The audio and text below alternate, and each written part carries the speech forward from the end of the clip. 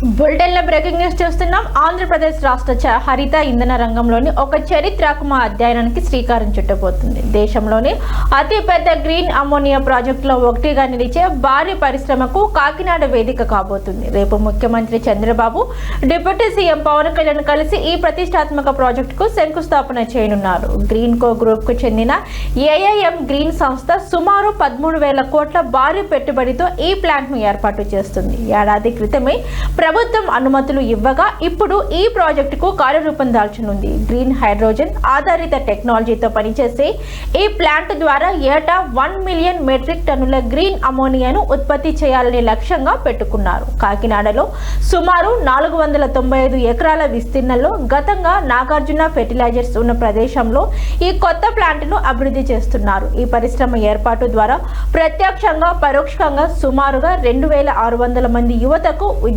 ఉపాధి అవకాశాలు లభించనున్నాయి.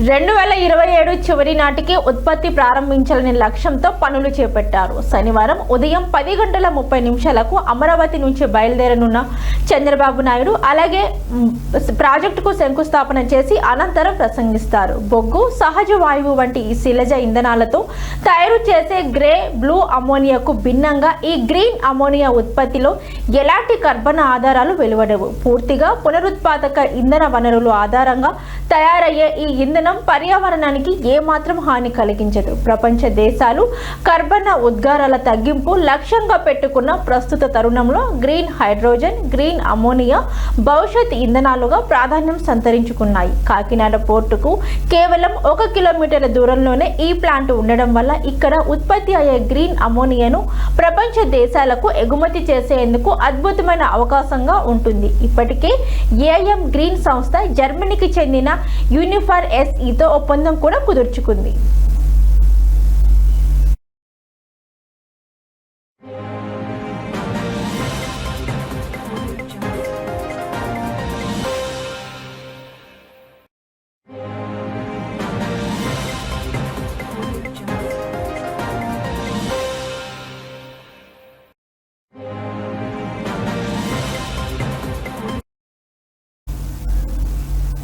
ఈ ప్రాజెక్టుతో పాటే కాకినాడలోనే సుమారు 2,000 కోట్ల వ్యయంతో 2 గిగావాట్ల సామర్థ్యం గల ఎలక్ట్రోలైజర్ తయారీ యూనిట్ ను కూడా ఏఎం గ్రీన్ సంస్థ ఏర్పాటు చేస్తుంది. మలేషియాకు చెందిన పెట్రోనాన్ మరియు సింగపూర్ GIC, UAEకి చెందిన ADA వంటి అంతర్జాతీయ సంస్థల భాగస్వామ్యంతో రూపుదిద్దుకుంటున్న ఈ ప్రాజెక్టు ఆంధ్రప్రదేశ్ను ప్రపంచ హరిత ఇంధన పట్టణంలోని కీలక స్థానంలో నిలపనుంది.